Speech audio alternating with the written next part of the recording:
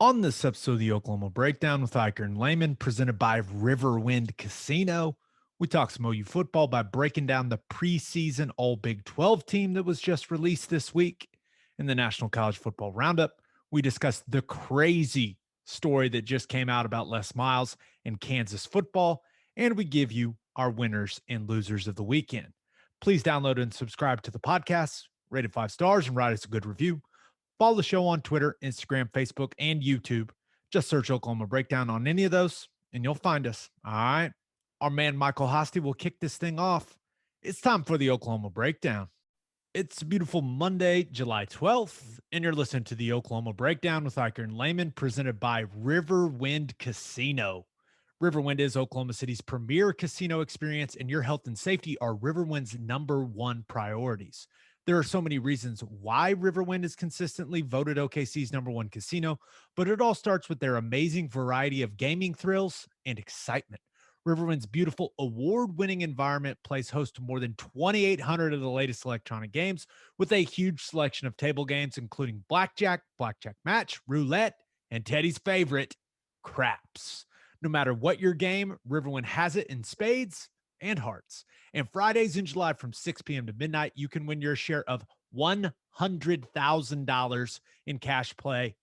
Cash play? No, cash and bonus play in Riverwind's $100,000 Freedom and Fortunes giveaway. If you need help finding your way, just visit riverwind.com. Riverwind Casino, simply the one. Now, we're recording this Sunday night. It is currently the second quarter of the Bucks and Suns game. So we won't really be able to say much about it because we're recording. We have a schedule, Teddy. We have a schedule. And why does the NBA not realize how important Sunday nights are for us? This should have easily been a 2:30 tip, afternoon tip, in order to get it in before the rush. But you know what? Or the Oklahoma Breakdown. But that's how it goes. You know, we adapt and overcome. That's what we do. And speaking of adapting and overcoming, we are big fat liars. Big fat liars. We said that this episode was going to have our interview with Porter Moser. It does not. Our Gotcha. Gotcha. Our episode on Thursday will have our interview with Oklahoma men's basketball coach Porter Moser. Things got, the schedule changed. I have to go to Big 12 Media Days now down in Dallas. I'm doing interviews both Wednesday and Thursday for Big 12 Media Days for SiriusXM. So I'm going to be grinding, doing that whole thing. And Wednesday night, I'm actually supposed to go to dinner with my SiriusXM boss, Ted. So I was like, big wigs. I was like, you know what? I probably should not say, no, I got to do my podcast instead of going to dinner with you. So I think we're still going to have some football stuff for Thursday's episode, but we're going to have the OU football stuff and then Porter, and it'll still be great. It's going to be great. And this just allows the anticipation for the magic that is Porter Moser to continue to build. I still think you should email your boss at Sirius the future schedule of Rush recordings so he can schedule dinner around that. See, this is where the radio and podcast crossover is happening. I'm talking about my Sirius show. You keep calling our podcast The Rush, which is why am I doing that? Did I do that again? Yeah, hey man, it's no big deal. We're easy. It all blends together. It's all the Lehman and Ikard brand, baby. It does. It runs together. I'm an idiot. Okay, so we do have Big 12 Media Days this week, which will be down in Dallas Wednesday and Thursday. And right before we get that, we always get the preseason All-Big 12 team. It was released last week, and OU is well represented, Ted. There's 30 guys somehow on the first team offense, first team defense, first team special teams. They got to 30 guys. I love it. I mean, honestly, I kind of enjoy it. Even though we all know it's 11 offense, 11 defense. And if you're going to do 3 special teams, math is not our strong suit on this podcast, but I believe that equals 25. So we've It's got an already extra a weird 5. deal whenever we're giving a preseason all Big 12 team. That's already kind of a weird thing to begin with. So I don't think the numbers really matter. No, I'm with you. That makes sense. So you look at it, OU's got 8 of the 30 guys on the list. And also Eric Gray was voted preseason newcomer of the year, which I do have a vote. So I get to submit my all Big 12 team and vote for offensive player of the year, a defensive player of the year, and newcomer of the year. And Eric Gray was my newcomer of the year. And Ted, we've talked a lot about what he showed in the spring, what he can be. I did not have him on my all Big 12 offense, but I did have him as my newcomer of the year. He's got a lot of ability, but I just don't know. When you think about like an all Big 12 guy, it is kind of hard to play yourself onto a first team all Big 12 team when you're going to split carries with Kennedy Brooks. And I think that that's kind of how we view it. And that's why I didn't have Kennedy Brooks on my all Big 12 team for the preseason, because I think both of those guys are going to get a whole lot of work. Yeah, I don't know. When was the last time Oklahoma had a all Big 12 running back? It's not something that we have a lot of, because exactly what you talk about. It's usually either a 2 or 3 man group that handles all of those duties. So you don't have a guy that just has a tremendous amount of yards. So yeah, I think that's right. I do think he's got the capabilities of it. I do think it's interesting though, and DeMarco has done really well so far in this recruiting cycle, but I wonder if that's a factor for recruits, that Oklahoma does not have a feature back that gets the bulk of the carries, bulk of the production. That's interesting that you frame it that way. I think that can almost be used to attract recruits. Yeah, if you're not Similar to what, used up. yeah, not used up, got tread left on the tires, similar to what we hear from some of these guys coming out of Bama lately, right? I think that backs are more aware of the wear and tear now. And so I think that could be used positively in recruiting. Okay, let's start with the offense, because we all know offense is more important than defense. So preseason all Big 12 offense. Quarterback, Spencer Rattler. Any surprise at all? Ted, Brock Purdy was the first team all Big 12 QB after last year, after the 2020 season. Surprised to see Rattler there instead of Purdy, or I think this is all about us anticipating him taking a really big leap this season, right? Yeah, it's not a surprise at all for me. I fully expected that. He's your Heisman front runner. It would be strange if he wasn't the preseason All Big 12. That would kind of be a weird thing. I think the more interesting thing to look at, and it's really kind of the case on a bunch of these, is okay, if it's not Spencer Rattler at the end of the year, who's it going to be? And I only think of 2 real guys that I think have a chance, and it would be Brock Purdy, and it would be, this is kind of a like out of left field, but Max Duggan at TCU. I think TCU has a chance to have a pretty good football team, and if they went on a run, I think it would be led by great quarterback play. That's the one thing that hasn't brought them back. Other than that, I would be pretty much, I would be shocked if it was Max Duggan, but at this point, I think it's Rattler or Purdy. Okay, so I was doing my prep for Big 12 Media Day, and I was reading and listening to some stuff from Gary Patterson, and he brought it up a couple times. It's just I'll just have to mention it since you brought up Max Duggan, and if they can protect him, I think we're going to find out how good of a quarterback he is. I know one thing: he is a hell of an athlete. Yeah. And Gary Patterson said that this offseason, Max Duggan squatted 640 pounds. Ooh. And benched 400. Ooh. The quarterback. Ooh. When I heard that, stunned. I was like, okay, I knew he had like some athleticism to him, but he's got strength like that. I have no problem admitting I never even considered putting 600 pounds on a squat bar, and this quarterback squatted 640. That's crazy. Which, by the way, um, Duggan was the only quarterback in the Big 12 that was in the top 10 in rushing for the conference last year. And he was number 2 in rushing touchdowns, had 10 rushing touchdowns, over 500 yards rushing. He's a dangerous, dangerous player. And don't forget, last year he had the heart issue. They thought he was never going to play again. Ended up having surgery and was able to get back out there on the field. In a COVID year, there was a lot of weird stuff there. So if it's going to happen for TCU, it's going to be because they have an outstanding player at quarterback, and he's legit. So we'll see. Again, I would say Purdy and Rattler are the 2 heavy favorites to have that at the end of the year. And right now, it'd be massive in Rattler's favor. And I don't know of those 2. And then Duggan, I don't even know who else to consider for the spot. Dark horse. He finally figures it out. He finally takes care of the football. Don't say it. Don't you Spencer dare.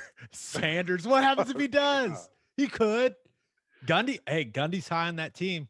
And he said Sanders made the improvement he should have made last offseason. He's made it. So, and not, they don't have, and we'll see what Brendan Presley ends up being this year. I think there's some, and Tay Martin. They've got good guys at wide receiver. They don't have a Tylan Wallace or a Des Bryant or Justin Blackman. They don't have that guy, I don't think, on that roster. But maybe that allows Sanders to put the ball, to throw the ball where it should be thrown and not just laser in on one guy like he did a lot with Tylan. I don't know. I'm giving the kid the benefit of the doubt. I probably will regret it. Yeah. I'm not. I think he's a fine kid. I think he's a O-line will be healthy. No, I don't see it. All right, fair enough. No, I don't. Well, here's the thing. I've heard that continuously, and he was a 14 touchdowns, 8 interceptions last year, guy. It's not even counting the fumbles. He's Charlie Brewer. That's what Charlie Brewer's done. Don't be surprised if Charlie Brewer balls at Utah this year. They love him. He might. So we'll see. But hey, Spencer Sanders, I believe in you more than Teddy does. I just remember that. Okay, bud. Okay, so let's look at the backfield. All Big 12 preseason. Breece Hall. I don't think there's absolutely nothing to debate there. He is the best back in the conference. Led the nation in rushing last year. He's an absolute stud. Fullback Jeremiah Hall. Not a surprise either. I talked to Jim Nagy at the Senior Bowl. They actually have Jeremiah Hall as their top-rated fullback for the Senior Bowl already. So, I mean, he's getting a lot of respect, not only in this conference, but around the country. And he's getting respect when it comes to him playing at the next level. This is the one that I think people find interesting. Bijan Robinson, preseason All-Big 12. What do you think? Yes. He's a stud. I think he is an absolute dude. I think the way that he was underutilized by Tom Herman and that staff last season should be against the law. Crime. Yes. I don't think Steve Sarkisian will be as stupid as the previous staff was there in Austin. Here's what's interesting about whenever I just say generally, I think Texas is going to be better offensively than they were a year ago. That's weird to say because Texas offensively last year was the number 2 offense in the conference. I think OU had what were we, 40? We were 43 points a game. Texas was 42.7. They were just behind us in yards, so they were a really productive offense. But the problem is they didn't spread it around to anyone. Everything went through Ellinger. It's going to be totally different. That's not going to be the case. They're going to get a way more skill position players involved. It's going to have a different feel to it. Production-wise, points per game, I can't necessarily say that it's going to be better, at least not in year one, but it's going to be better in a sense that it gets everyone involved. Bijan Robinson's going to be, he's going to be the first and foremost guy that they really showcase. I think that he's like just pound for pound, line him up, and all things equal, he's probably the best running back in the Big 12. And he's probably going to be, last year he came on, what was it, the final game or two? They finally started to hand him the ball a little bit more. But I think he's going to end up possibly being the story of the conference next year offensively. Yeah, I'm going to have to see some more. I think Bijan's immensely talented, and they are very excited with what they saw from him in the spring in the new system. But I think that he's going to have to prove something to me before I say he's a better player than Breece Hall, because I think Breece Hall is an absolute stud. So he's got the skill set though, and Bijan, by the way that he's built, he's got a little more power than Breece Hall does. But if they can use him as a receiver, which is very much within his skill set, Sarkisian is going to dial some stuff up for old Robinson. It's going to be fun to watch. Just hopefully they don't do it against the Sooners, right? Right. Yep. Okay, wide receiver, we got Xavier Hutchinson from Iowa State, Eric Ezukama from Texas Tech, and Marvin Mims from Oklahoma. Any objection to those three guys as the wide receivers? No, not really. I think if I had to pick someone that I would forecast that may be on there, it may be what's the freshman kid from TCU? Quentin Johnston, yes. Which is who I had on my preseason ballot. I did not have Eric Ezukama, although I love his big playability. It's just I don't know how much I believe in Tyler Shuck coming in to play quarterback there. I don't, just not, although I like Sir Roderick Thompson, I don't know what the supporting cast for Ezukama is going to be. That team is kind of a mystery to me. I like Duggan. I think TCU is going to be pretty solid, and I think Quentin Johnston has the highest ceiling of maybe any player in this conference. Agreed. That's how much of a freak show he is. Yep. He's outstanding. Didn't have huge numbers last year as a freshman.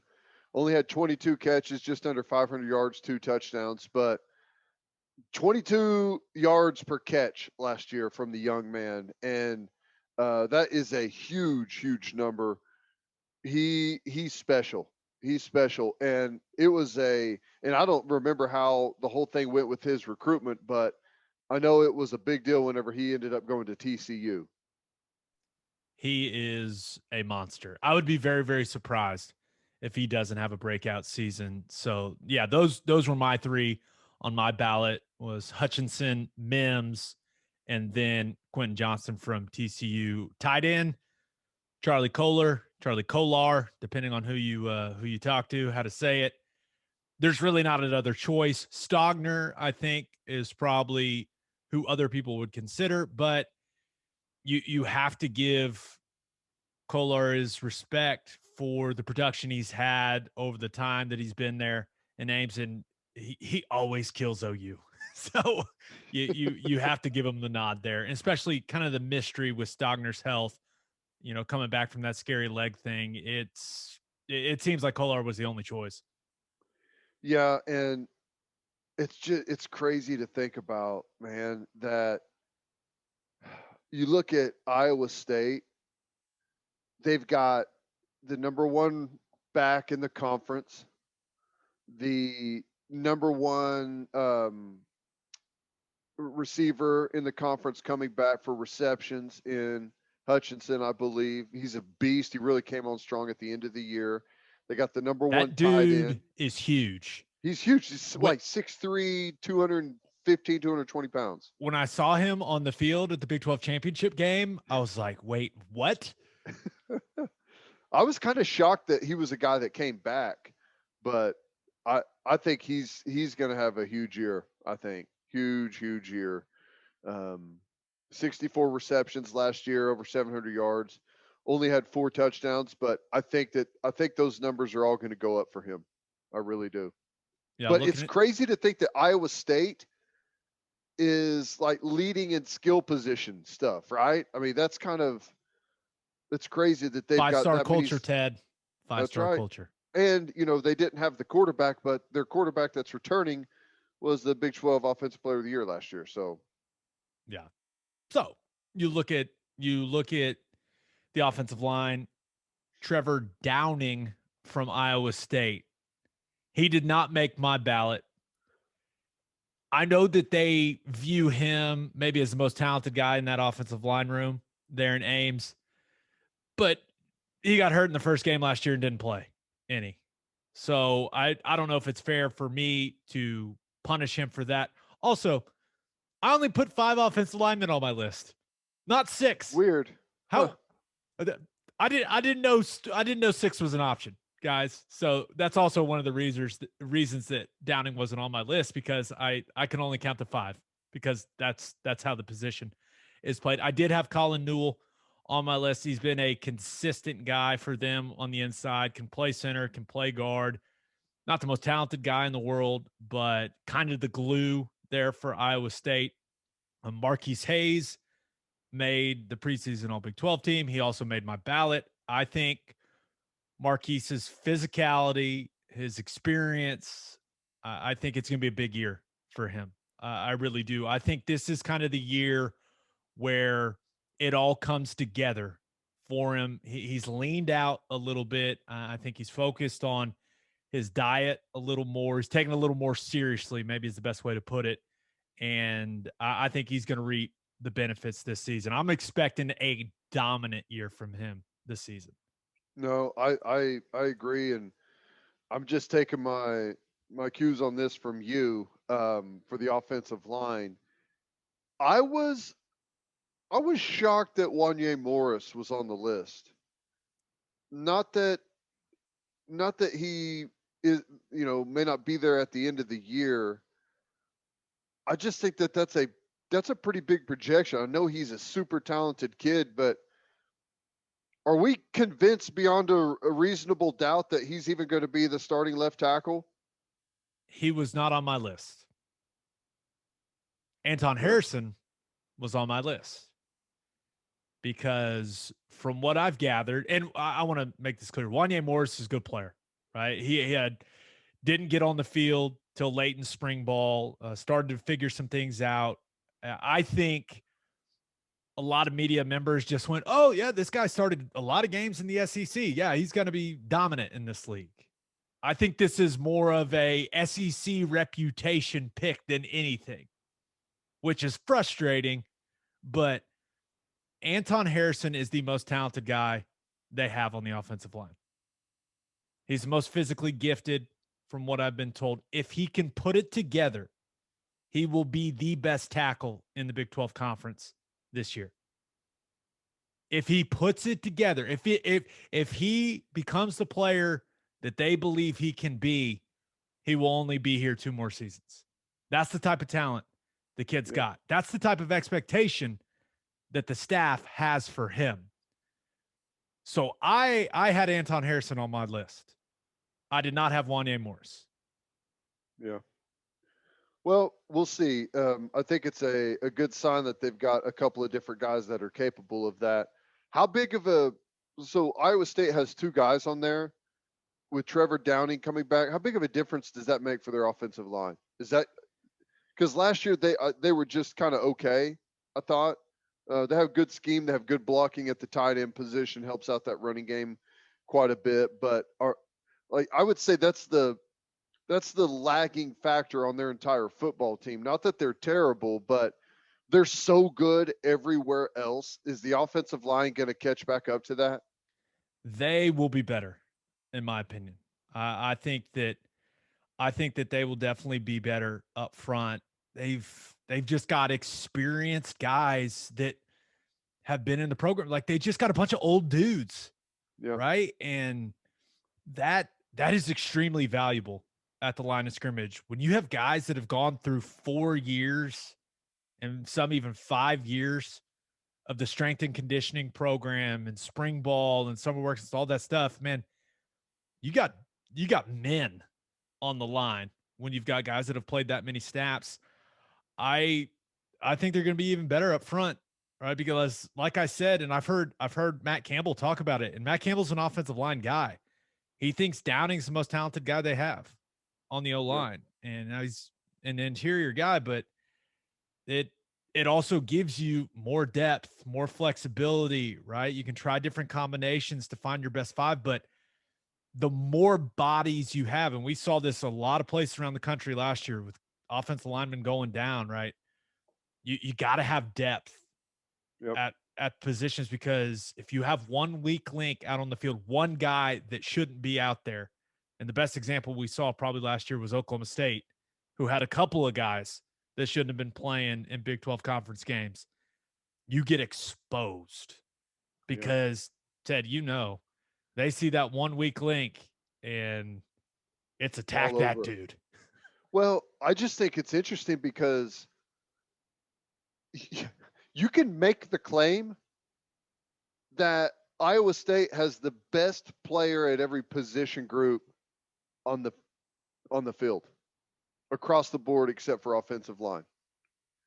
Now, you can make the claim, it's not necessarily backed up on all of those, but their quarterback was the all Big 12 quarterback last year, leading rusher in the country last year at running back, Charlie Kolar at tight end, Xavier Hutchinson at wide receiver, Mike Rose at backer, Will McDonald leading sacker coming back, Eisworth. I mean, it's like you can almost make the claim that they've got the best guy at every position group, which is insane for Iowa State. Yeah, it's why I think it just lends to the fact that you and I both think they're going to be really, really good next year. Yeah. Or I guess this year. Dude, football season is here. It is this year, baby. It is Let's this go. year. It's crazy. It's almost this month. I mean, summer it never was going to show up, and then now it's almost over. It's crazy. Yeah. Okay, last two O-linemen. Josh Sills from Oklahoma State. Love his versatility. He was huge for them last year, kind of keeping that line together with duct tape and bubble gum, but he was a consistent dude. And then Dawson Deaton, who I think is a solid player there for Tech. I got no issues with those two guys being on there. Okay, into your realm, Ted. Preseason All Big 12 defense. Start with the D line. Will McDonald from Iowa State, you mentioned, leading sacker returning in the conference. Isaiah Thomas for Oklahoma, Perion Winfrey for Oklahoma, O'Shawn Mathis for TCU, and Dante Stills, West Virginia. Not Darius. He has moved on. Dante. I only had one guy different than this list, and I did not have Dante Stills on there. Instead, I had Jalen Redmond. I was not scared to put 3 OU guys on it because I think Jalen Redmond, if he stays healthy, that he can be OU's best defensive lineman. I think he has the ability to possibly be the best interior guy in the league. I really do. And that's not a shot at Perion Winfrey. I think that Perion's a really good player. I just think that Jalen Redmond has more natural power and can just be an absolute problem with his athleticism and power. I just got to see it, though. But I went out on a limb. Talked to some of the guys on the staff, and they said that, hey, man, if it all works out the way that they're hoping it works out, he's going to be a beast. So I put Redmond on there instead of Stills. I don't think there's anything wrong with that at all. Call me a homer. I don't care. Big 12 conference. Well, when it's true, it's true. I think Perion Winfrey and Jalen Redmond both up to this point have had a consistency problem, right? Just not super consistent. So it's good that they're both there, right? Because if one guy's maybe not showing up, the other guy is. And here's the other thing. The depth behind both of those players is fantastic. So I don't think there's anything wrong with that at all. I mean, I totally agree. Um, between if you've got Isaiah Thomas, Perion Winfrey, Jalen Redmond out there with Benito as your stand-up rush edge guy, that's as good of a front four as OU's had in a long, long, long time. That that is something right there. So yeah, I would make the claim that if you're gonna have 5 defensive linemen on your all Big 12 team, it should include the edge stand-up backers, and I would have Benito on there if you're only going to have 3 backers. So, um, you know, I would I would be fine with even adding him to the mix there. That where all 4 guys potentially make it, and that could be the case at the end of the year. So yeah, so I on my ballot and on the team that was released, Benito is listed as a linebacker. The only reason I put him as a linebacker was I looked at the All Big 12 team from last year, and that's where he was listed. I was like, Right. okay, I guess they consider the edge guys outside linebackers, which you and I have talked about this. If you play on the line, you play defensive line. I don't care if you're on the edge or in the interior. It's defensive line. You're at the Line. line. Here's the thing: linebacker, D lineman, linebacker, D lineman. It's all about that hand, I guess. Right? It doesn't matter where you're actually Maybe playing. maybe you would piss Benito off to be labeled defensive line. Maybe he's like, no. I'm an outside linebacker. Those are the guys that get paid all the money. I'm an Probably so. outside linebacker. Okay, speaking of linebacker, man, this is this 3 has got to be up there with the best in college football. I mean, and I know that there's some really damn good players in the SEC, but you look at Terrell Bernard, who until he got hurt last season was flying around for Baylor. You've got Nick Benito for Oklahoma, who's listed as linebacker. And then you've got maybe Teddy's favorite player in all of college football, Mike Rose from Iowa State. I mean, dude, that's 3 backers right there now. Yeah, there's no doubt. It's fun to watch all of these players play. It's crazy. The all of a sudden the linebacker position in the Big 12 is absolutely loaded because you got Terrell Bernard on there, you got Mike Rose. Those are inside guys. Benito's thrown in the mix. We know he's an outside rush guy, but Garrett Wallow is back at TCU again. Wallow's gone. Is he gone? He's gone. Yeah, but there is the only reason I know that is he got drafted. That's why I know that. Okay. I was doing my prep. For Big 12 Media Day for TCU, and I was like, "Oh, Wallow's gone," and it's so weird to think that he's gone because he seems like he's been there for forever. Right. Well, They have a I don't guy. know why that I thought that he was back. I was just talking about it last week because I was looking at something, but They have a guy named D Winters that I've seen and heard Patterson talk about a couple times, and it sounds like this dude can absolutely fly at the backer position. So we'll see. They always have good players on defense, man. I mean, they develop them at TCU. There's no doubt. And this is not even talking about OU's guys, right? I think OU is going to have just as good inside backers as anyone. Aguebu is, going to add all that experience that he's got. Asamoah obviously is as big play of a guy as there is in the conference. You add Deshaun White in, just Witter as a young guy. I mean, they're going to rotate a bunch of guys through and all very capable. It's going to be a really, really good. I mean, not just linebacker, not just D line. Defense in the Big 12 is going to be legit this coming season. No, I'm with you. Oh, by the way, Garrett Wallow, 5th round to the Texans. Nice. Oh, feel bad for him. That team. Oh, that's something we haven't talked about in a while. That's gone quiet. Okay. We'll see what happens when the season rolls around. Gosh, that situation still is just so weird. Okay, defensive backs. Let's finish up with defensive backs. Got Greg Eisworth from Iowa State, really good player at a unique safety position that they have him playing. When he's healthy, when his shoulders are attached to his body, Ted, this dude's legit. Colby Harvell-Peel from Oklahoma State. I know a lot of people thought that maybe Trey Sterling from Oklahoma State should get that nod. I'm telling you right now, I talked to coaches at least half the schools in the conference when I was putting my list together. Every single coach I talked to thinks Harvell-Peel is a better player than Sterling.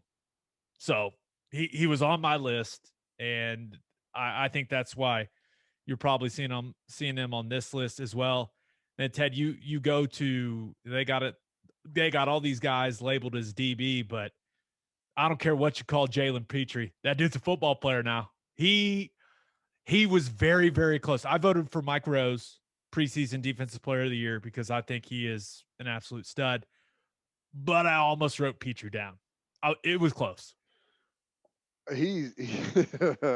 This dude is an absolute baller.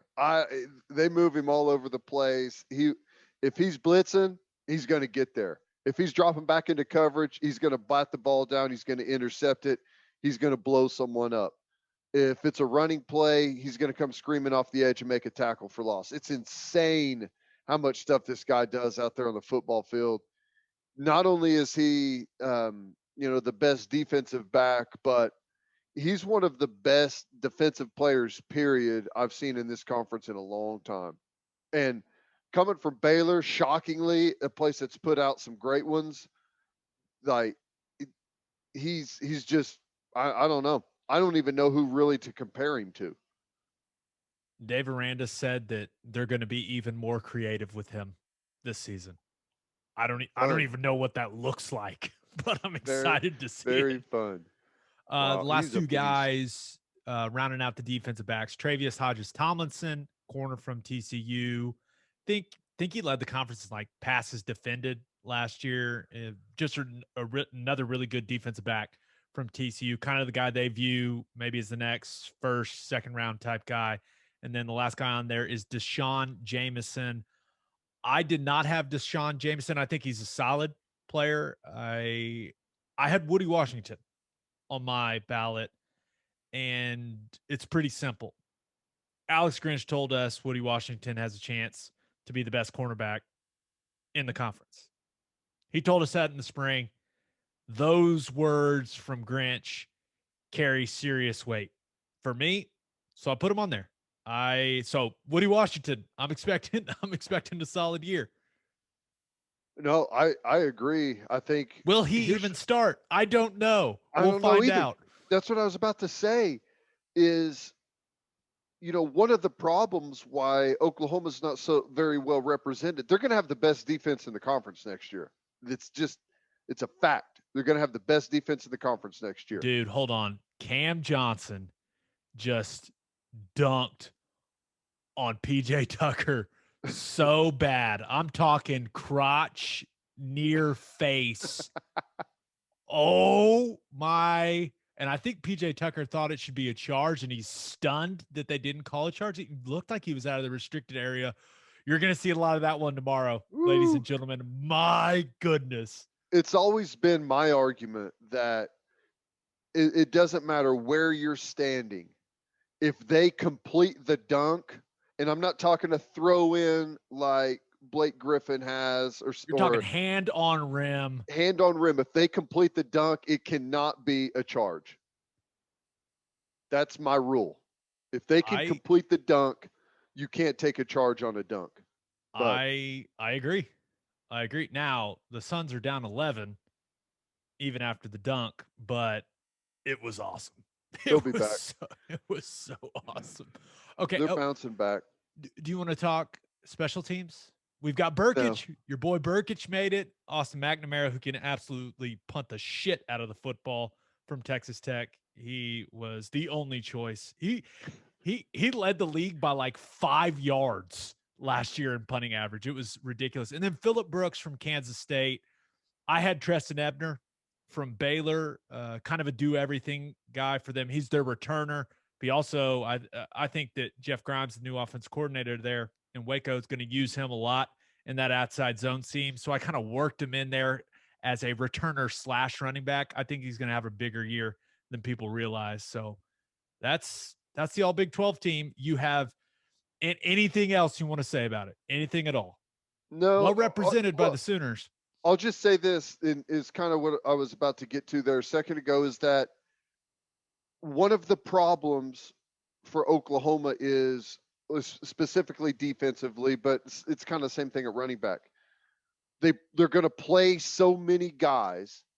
They're going to have the best defense in the conference that sometimes statistically it's not going to show up for those guys.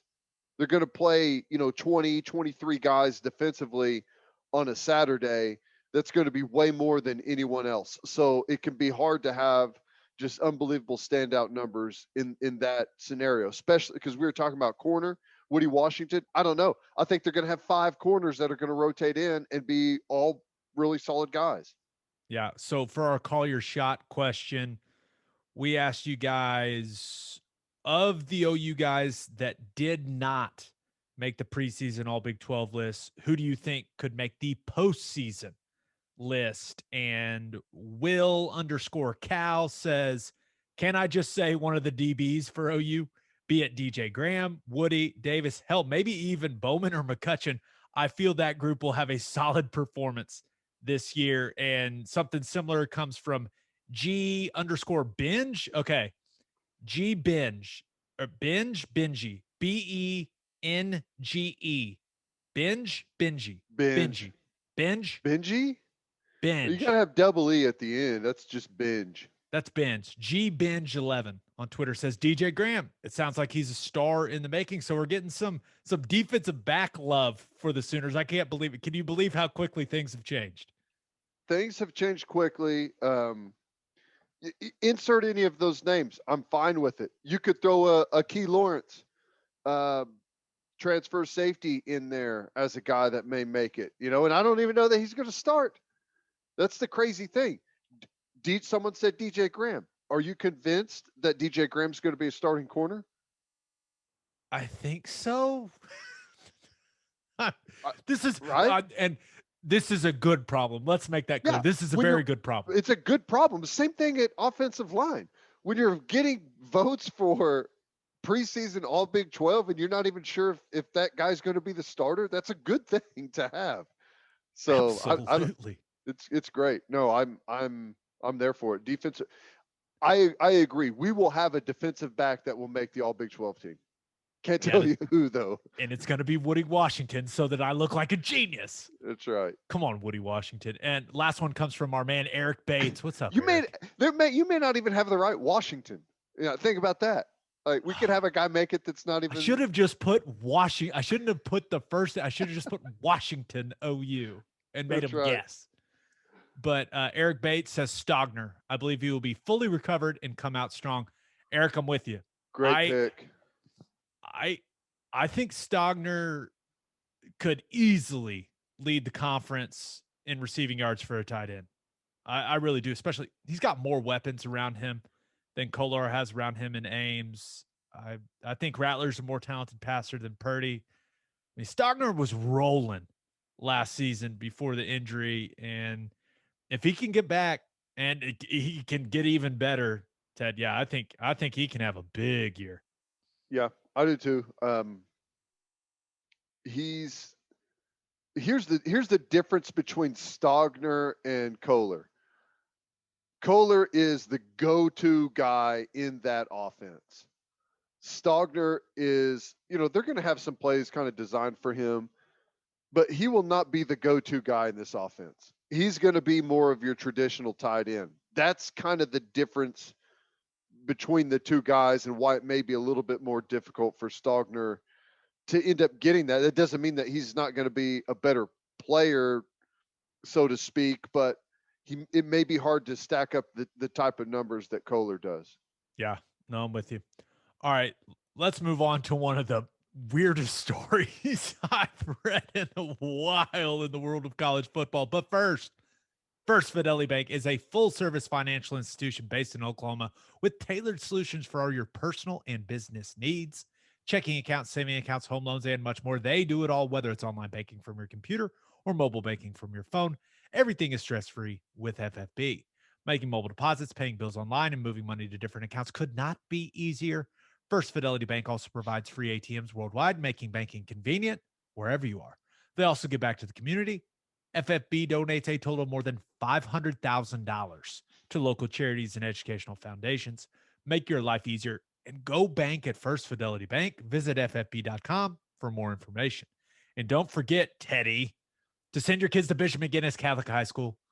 Bishop McGinnis Catholic High School has a long tradition of educational excellence with a 12-to-1 student-to-teacher ratio. No student is overlooked. Bishop McGinnis's college prep curriculum offers 22 AP courses. There are numerous clubs and organizations for students to join. And as a proud member of the OSSAA, there are 14 sports offered. If you want to provide the best possible educational and spiritual development for your children, contact Bishop McGinnis Catholic High School or visit bmchs.org. Financial aid is available. Okay, National College Football Roundup. And I don't know what else to say other than holy shit. This story is, this story's nuts. It's nuts. Okay, so if you have not seen it, this is an article from the Kansas City Star that was written by a guy that I've got to know pretty well named Jesse Newell. And what's the best way to sum this up quickly, Ted? What KU's athletic department paid a former KU football player named Caperton Humphrey, which may be the whitest name in the history of the world. They paid Caperton Humphrey. What isn't that? It's so white that I wasn't even sure. It's like the only way that it could be wider is if it was Caperton Humphrey the third or the fourth, right? It is what it is. Okay, but that has nothing to do with the story. Okay, so KU's athletic department, and tell me if I get this wrong at all, because I sent you the article. I know you read it. Caperton Humphrey got paid around $50,000 or so to cover the expenses for him to leave school after he reported threats and harassment from teammates, which included things like confrontations and fights at practice and at workouts. It also involved his teammates loosening the lug nuts on one of his tires, hoping that it would fall off and he would crash his car. That's horrible. And it also involved a group of 4 of his teammates that brought like 6 other dudes to his apartment to confront him and threaten him while his mom, dad, and little brother were in the apartment. That's crazy. What the hell, dude? Listen, I understand, and Teddy, we've been in a lot of locker rooms. You don't like everyone in the locker room, right? Guys get after each other every once in a while, especially during practice. Like, there's fights. Sometimes that carries over to the locker room. Guys get after it in the locker room every once in a while, box each other or something. But, this sounds like Caperton Humphrey had some serious beef with a few teammates. And I don't think it helped that it sounds like he snitched on some of these guys for selling drugs. But what? Yeah. It's what you love about college football, right? The guy that informs the coach. Let me make it clear. The worst thing about this is how Les Miles handles it. That's why we're getting to it, because Les Miles' reputation has just, his reputation has died. That's the best way to put it. Total idiot, total moron. I've heard this from Tennessee. Whenever there was a sexual assault deal, back before, was Jones was the head coach there, and the guy that reports it to the coach gets in trouble. It's the same thing here. You got a guy that tells the coach that you may have some players selling drugs and threatening me. Okay, well, you're the problem, not the guys that are trying to kill you and selling drugs. It's amazing. It's whenever guys act crazy on a football team, we wonder why in the world how could it ever get like this? It's whenever they get treated this way to where anything that they do gets swept under the rug. You know what I'm saying? It's insane. It's frustrating. So yeah, and like Humphrey's dad got involved. There was a close family friend that worked in KU compliance that I guess was the guy that ended up kind of putting all the paperwork together for this payment. Like I don't understand how something like this happens. I just don't. And the worst part about it is Les Miles was presented with all this information, and his suggestion was that these guys go head to head on the practice field to settle things. That is what his idea was. Yeah, as if someone trying to kill you is just going to be smoothed over with a little bit of bull in the ring out there halfway through practice, right? What an absolute joke. Les Miles has been proven to be, I mean, we all knew he was a clown, right? We just didn't know he was such a sinister and idiotic clown, I guess. It's crazy. This is one of the biggest like reputation changes publicly, right? And I think some people around that were close to the LSU program, I've talked to people that were close to that program that said, no, everyone knew Les was kind of creepy. But this stuff is, I was very critical when Kansas hired Les Miles. I was very critical of Jeff Long when he did that. And I didn't know how terrible of a hire it actually was. I mean, this and this story is going to be everywhere.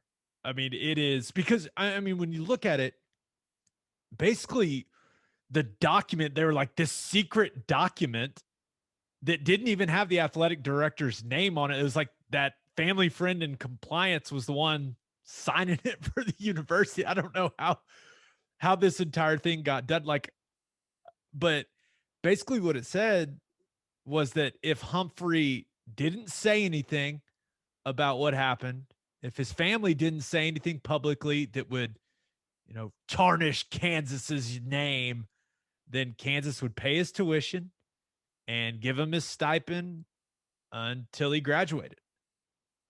They paid for his moving expenses to move back home to West Virginia, Ted. Like this thing.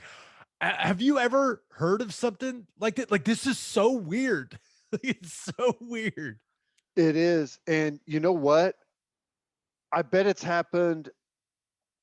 I don't want to say a lot, but I bet there's several instances of this happening where something's gone on and it's easier just to, get someone to leave and maybe hand them a couple of bucks, take care of schooling, whatever it is that you need to do to get rid of the issue. And it's sad maybe that in I like say the that. 80s, not in 2019. Well, it's sad that I say that, but unfortunately, that's what college football has not necessarily become, but the money is so big now, and it doesn't go necessarily with Kansas, but like LSU and the problem before, right? What they're going through right now. It's easier to try and get a problem to go away than have it upset the apple cart and all these big paydays with everyone, getting their big salaries and their big money and their big bowl payouts and all of this stuff. It's easier just to try and find a way to make a problem just disappear. And I don't know. It's frustrating, man. So we've heard nothing other than the four players, right, are still playing for Kansas, correct? That came and tried to kill him. I love in the article where it was like, oh yeah, and the four guys that have played a lot of snaps for Kansas's defense. Right. Because the guy was giving up the names. They just didn't put him, the super white guy, Caperton, man, Caperton Humphrey was giving up the names. They weren't in the article. Wow. They're going to come for that tuition money back. You went back on your word, Caperton? That was my first thought was, okay, I mean, you signed a document that said you wouldn't say anything and your family wouldn't say anything. And now there's this big article in this big newspaper about it. It's like, Travis Goff, the new athletic director at Kansas, he came from Northwestern. I've had the pleasure of talking to him a couple times already. He wants nothing to do with this. He's leaving the Humphreys alone. But I do think, because the saddest part about it, when you get to the end of the article, like, he's seeing a psychiatrist about this stuff now. Like, his parents say he has anger issues now. Like, he's not the same kid. It sounds like they're going to sue the school for, I don't know, the emotional damage that this kid has gone through from this whole ordeal. And man, I got to the end of that and I was like, man, that's tough. I mean, some things happen when you play college football, right? You run up against adversity. There's no doubt, but that adversity is not supposed to include your teammates loosening the lug nuts on your tire. Like, I mean, these guys legitimately wanted to, I'm not going to say they wanted to kill him, but it makes it sounds like his life was threatened several times, which is. Can I just be clear on something? If you're trying to kill someone, do not loosen the lug nuts on their tire. That's going to kill somebody else. Did you see the story with the quarterback for the Broncos? I'm drawing a blank. He was driving down the highway. Drew Lock, driving down the highway.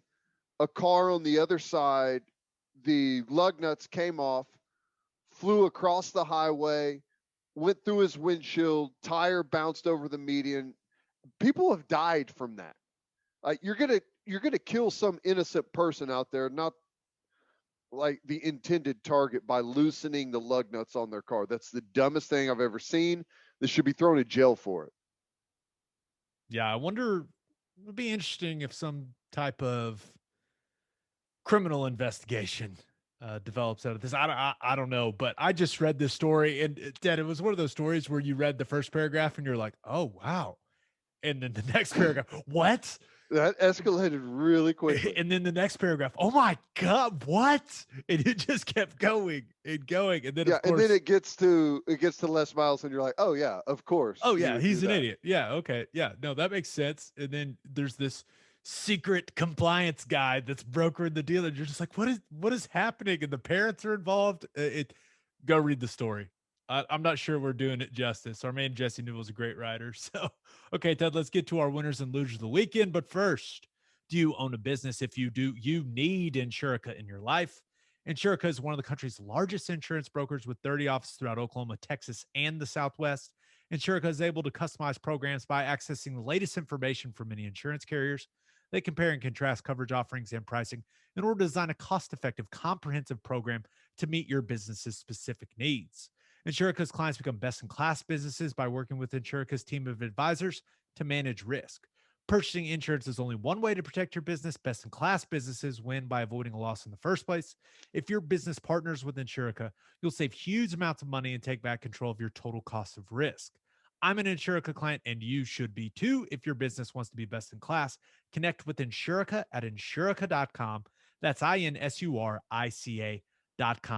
And guys, summer is here, and you know what that means. It is hard seltzer season, baby, and there's only one hard seltzer that we drink on this podcast, and that is Will and Wiley Hard Seltzer from Coop Ale Works. It's perfect for any occasion. We drink it by the pool, at the lake, and at the tailgate. It's made in Oklahoma, and it is absolutely delicious. Will and Wiley is customized for the Oklahoma lifestyle.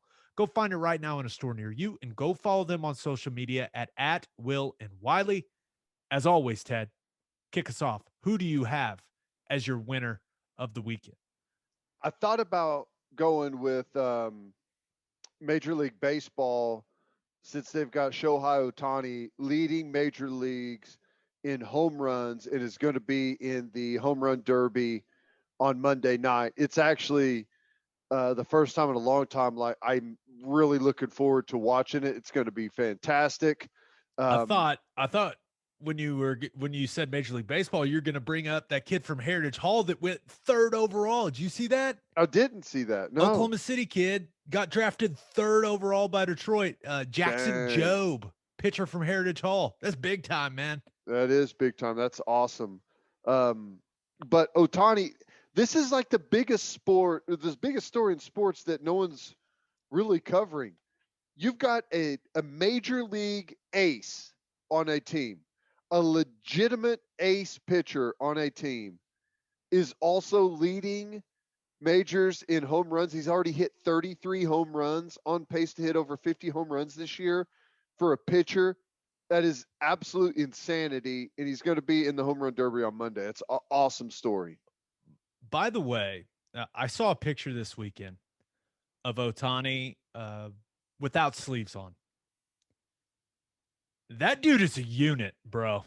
Like, I didn't realize, and I've watched quite a few of his games. I see all the highlights, and what he's doing is absurd. I mean, it's absolutely ridiculous, but he is a big ass dude. He is. Yeah, I don't know do you know what he's listed at, like height and weight? Well, let's get the old Google machine. This is podcasting gold right here while I Google Shohei 6'4", 210 is what I've got. 6'4", 210.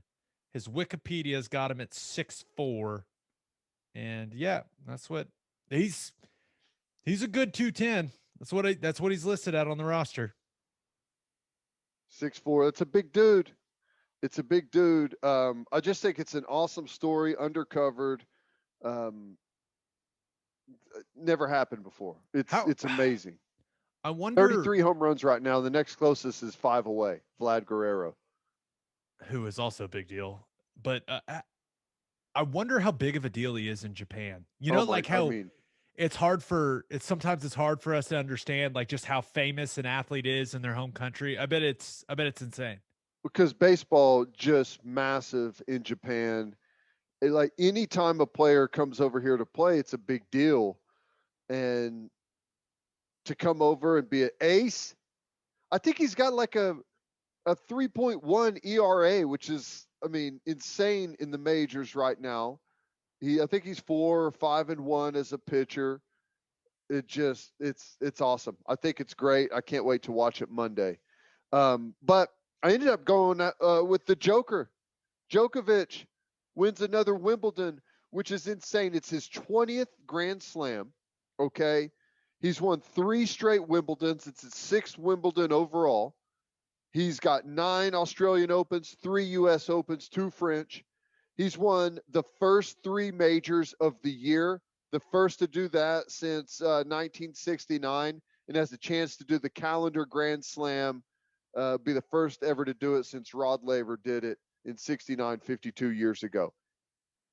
And it's awesome, but I feel like he's way less talked about than any other tennis guy that has accomplished any type of feat like that. You know why? Because people don't like him. Yeah. I mean, he's got a certain edge to him, right? I mean, he is arguably the greatest tennis player of all time. And you're right. Like, think of how we talk about Serena Williams, right? And just how much respect and praise she gets, and then compare it to Djokovic. And I know Serena's American, so it's a little different there. I understand that. But yeah, I think he rubs some people the wrong way, Ted. That's kind of my interpretation of things. Well, he's had a hell of a career, and I guess he's tied with Federer with 20, and my guess is he's gonna, and Nadal, and my guess is he's gonna end up surpassing both of them. Yeah, well, he's smoking both of them every time they play right now. He's 34 now. 34. Okay, I realize that a theme is developing in my comments about your winner of the week. Did you see the guy Djokovic was playing today? The Italian? Yeah. That's a handsome dude now. I went and I did some Instagram creeping on that guy. Matteo I'll tell you, Berrettini.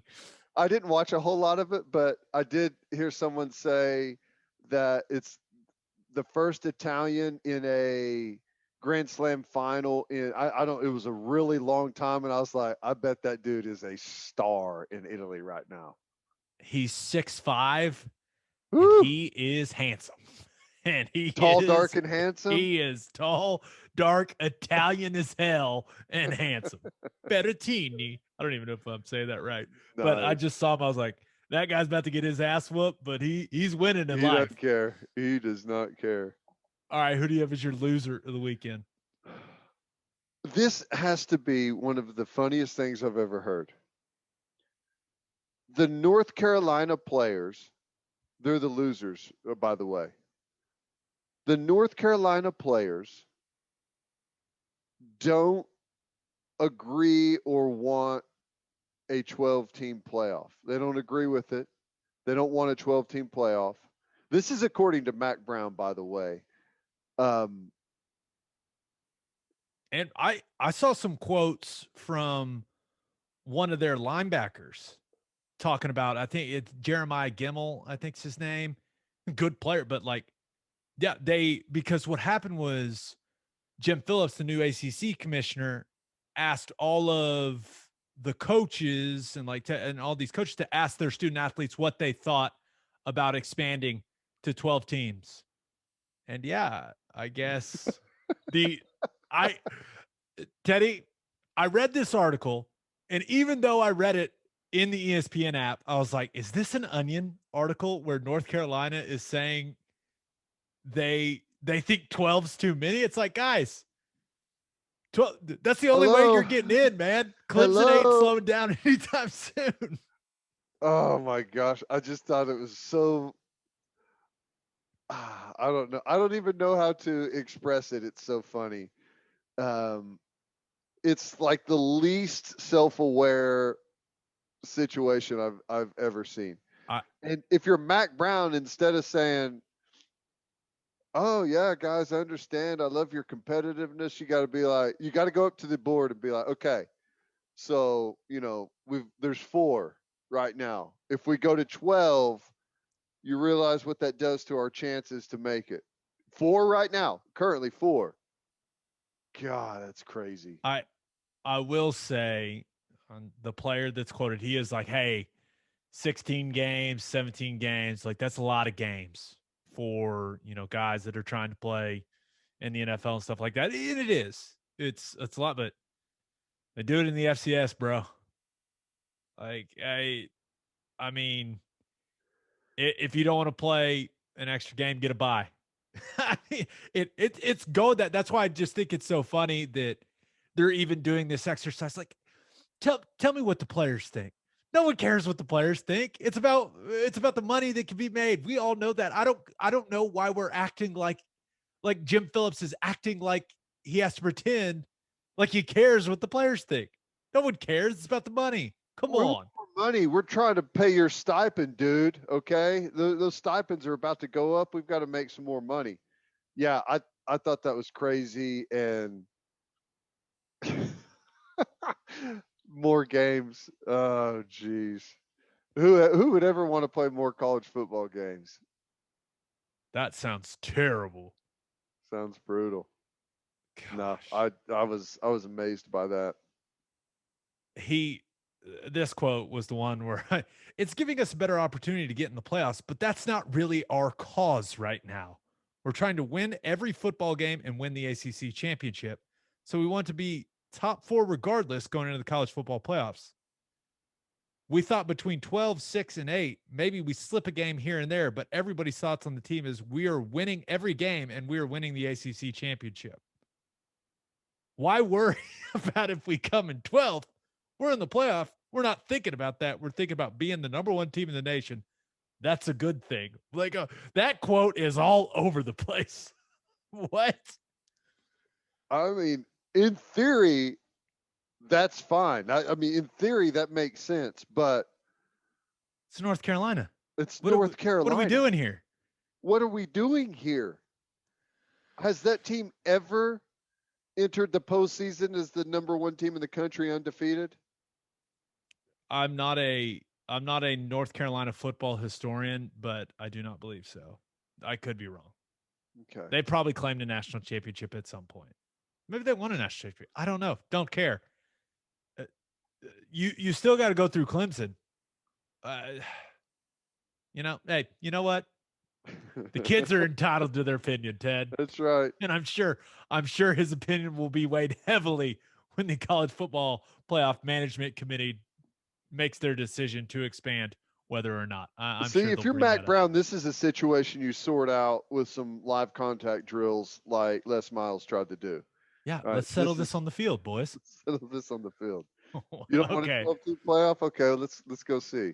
Okay, so for my winner of the weekend, thought about going with Conor McGregor because I think his ankle snapping in half saved him from getting knocked the hell out by Dustin Poirier. I mean, that's just kind of I'm not an MMA guy.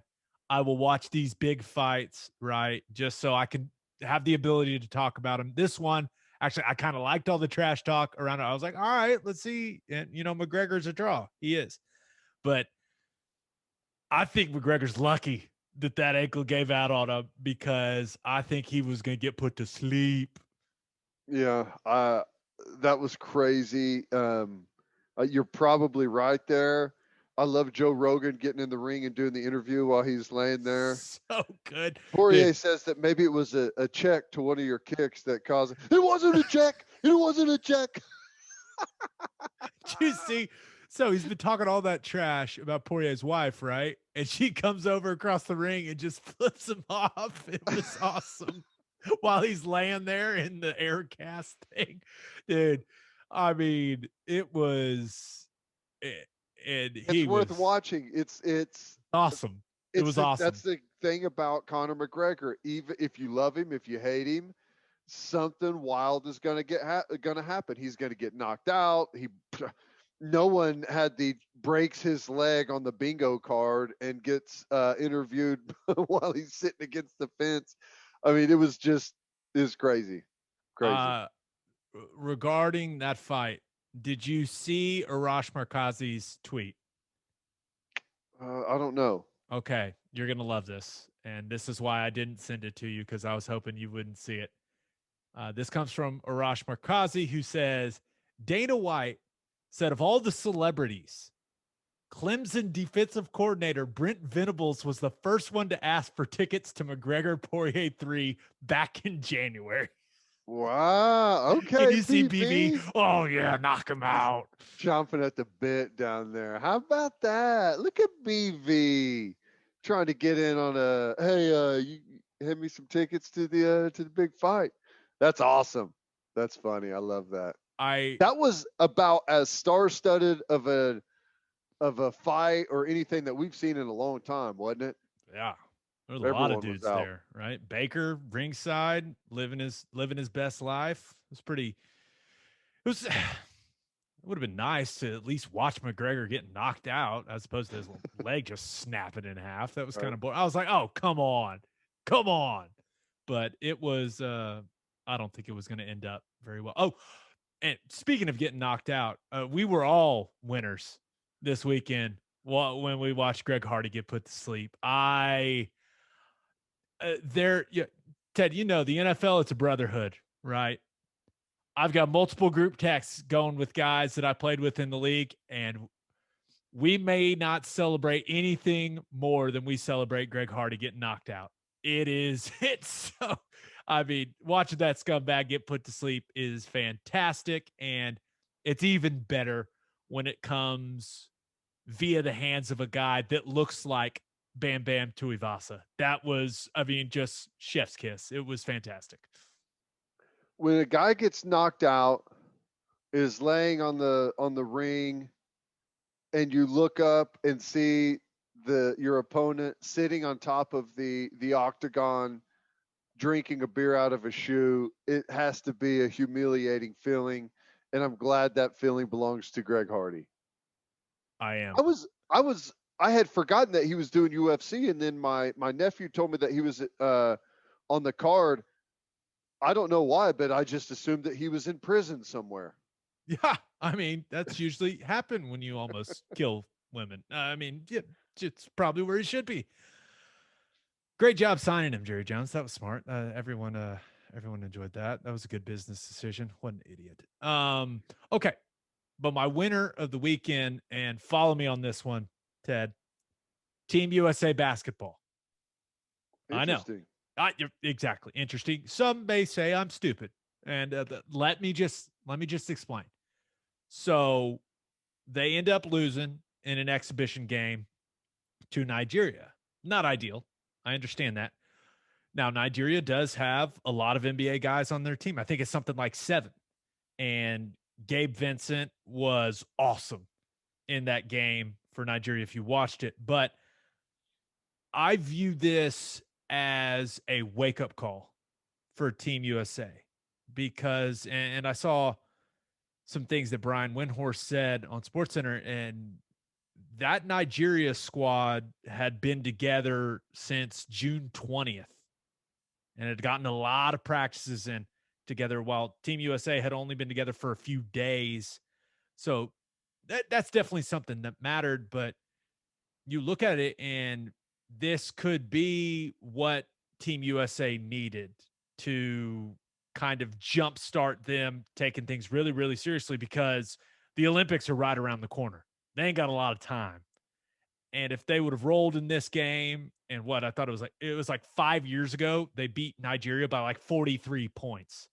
So, I mean, credit to Nigeria for putting together a great team. But I don't think Kevin Durant is going to shoot that poorly very often. And man, Precious Achua just denied him on that dunk. That was pretty sweet. But Bradley Beal and Damian Lillard, those guys are going to play better. But I do think losing this game will create a sense of urgency for that squad. And I'm not sure that would have been there otherwise. And with the Olympics soon, these guys probably realize, okay, guys, we got to figure this out because they know, NBA players know better than anyone, that if they go to Tokyo and don't win gold, we will clown every single one of them because that is what America does. It goes to the Olympics and it wins gold in basketball. And if the team doesn't, you will pay the price via social media slander. Them's the rules. I like where you're going with this. You're basically taking the thought process of one of the all-time best 20th century philosophers who said, sometimes when you win, you actually lose. And sometimes when you lose, you actually win. And sometimes when you win or lose, you actually tie. And sometimes when you tie, you actually win or lose. There's a lot going on there. Yeah, that's Rosie Perez from White Men Can't Jump. I was about to say, isn't that the one that spells all was it the Q words or P words? Q. What is a quince? White Man Can't Jump, by the way, arguably the best basketball movie ever. It's I'm just going to throw that out there. It's fantastic. Movie. I love that movie. No, but hey, I agree. A wake-up call. It was a loss, but in the long run, this could be the thing that gets them a little fired up and ready to go. The fear of the shame that's around the corner is going to light a fire. Can you imagine what Kevin Durant's mentions looked like after that game? Just because he responds, right? He responds on Twitter. So like everyone's firing their best stuff at him all the time, right? Hoping to get a response from him. I can only imagine. And I will honorable mention, I suppose is the best term for it. Winner of the weekend, Milwaukee Bucks. They're back in it. I think it's safe to say there's 4 minutes left to go in the game, Ted. They're up 21. Giannis has done it again. He's already got 41 on 14 of 23 shooting. Middleton played a little better, more efficient shooting the basketball. Drew Holiday getting it going. 5 of 10 from 3 for Drew Holiday. All he needed was to get home. Bucks are, but I think it's going to be 2-2. I mean, this is going to be a really, really good NBA final. So I just want to be entertained. Don't really care who wins. I know a lot of people around here cheering for Chris Paul. That's great. I I don't really care that much. I just wanted to go to 7 and to be entertained. So this Been is great so far. yeah, this is a good step towards that. Okay, for my loser of the weekend, I thought about going with Atlanta sports fans because the Hawks postseason didn't go great, right? Even though Giannis went down, they couldn't force it to 7 games in the Eastern Conference Finals. Trae Young was dealing with the injury, but now Ronald Acuna, the Braves star player and one of the young faces of baseball, tears his ACL going after a catch this weekend. I mean, yikes!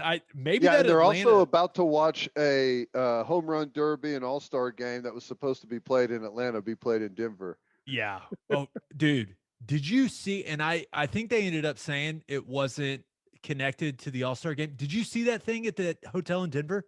I saw something from it, like I saw just a quick little news blurb that someone had sent from me, and I didn't really go too much in depth in it. I was like, that sounds like maybe there's some type of explanation here, but I haven't seen anything else on it.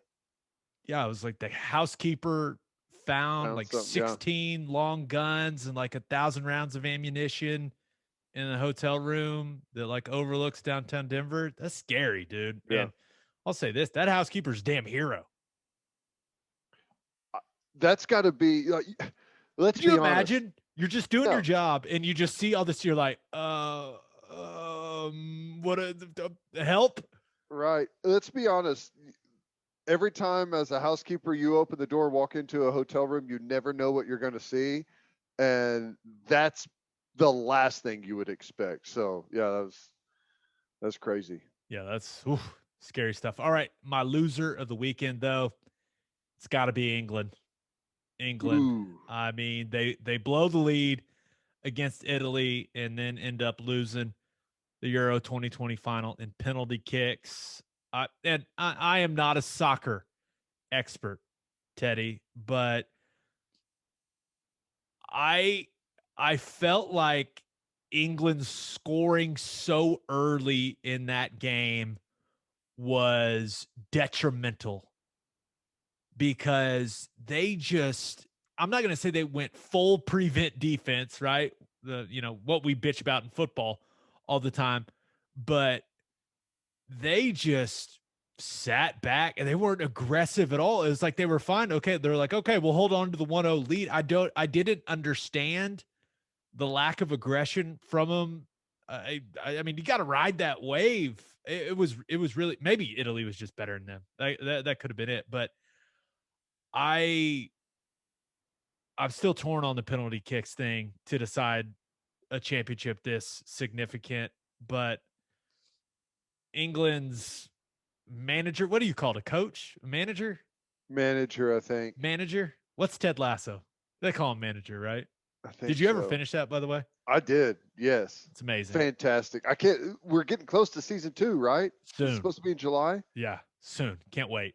But England's manager subs a couple of young dudes in at the very end of extra time so they can take penalties, and then like none of us saw it coming. Both of the young dudes missed the penalties, and I felt bad for those guys from England. What was it? Rashford, Sancho, and I think it was Saka, the 3 guys that missed in the PKs. Or I guess they didn't miss technically. They were of poor quality.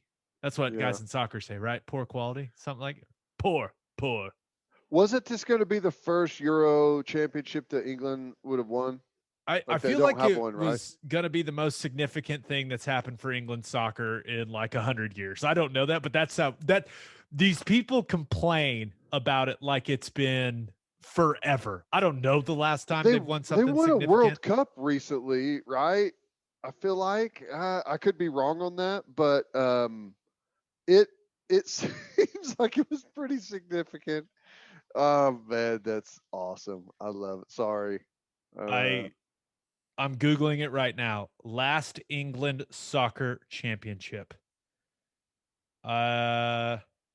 Okay, the title of this one says "Redeemed Italy Extends England's Misery." So 55 years of Ooh. English heartache in major tournaments. So yeah, it's been a Ouch. while for the English. Brutal. You're right there. PKs and you can't get it done. Ah, Shouldn't have gone with the, pack it in and just try to hold on approach. Never works, man. no, stay Be aggressive. aggressive. Be Be aggressive. aggressive. You're right. Hey, GGRESSIVE. Come on, England. Uh, I have a significant amount. I got onto my 23andMe to look at it. And by the way, my genetic breakdown, it should just say white in giant letters. It's just like 99% Northwest European. It's like, oh, okay. So I'm the whitest person on planet Earth. Got it. But I was like 29 or 30% English and Irish. So I was like, maybe I'll cheer for England. And they broke my heart, Ted. yeah, well, Just keep there's it always simple. next year. Not all the penalty kicks thing. Once again, I don't know anything about soccer, but I feel keep it simple on those. Quit all the choppy stepping and trying to fake and play the mind games. Just kick the damn ball. Kick it Kick it. hard at one of the corners. That's all you got to do. Yeah, like that Maguire guy did. God, he pounded that thing upper 90. See, soccer Look at terms. you. What's up? It's amazing how much you picked up from just one broadcast. Oh well, I watched quite a bit of the Euros. What else? It was on during the middle of the day most of the time. Yeah. It was great. And on that note, I did not expect to talk that much soccer, but football. Here we are. That was football. This is a football podcast. Touche, but I'm gonna keep calling it soccer. It's soccer. I agree. Come on. And on that note, episode 128 in the books. We'll have a new podcast that'll drop Thursday morning. Porter Moser, we promise. His interview will be in that one. You guys are going to love it. And then Monday's pod, we'll have a big recap of Big 12 Media Days. It'll be great. It'll be a ton of football stuff in that one. Just a reminder, you can hear Teddy from 2 to 6 on Sports Talk 1400. You can hear me on Sirius XM Big 12 Radio, channel 375. Hope you all have a great week. Until next time, we appreciate y'all for listening and do what you always do, Oklahoma. Take care of each other.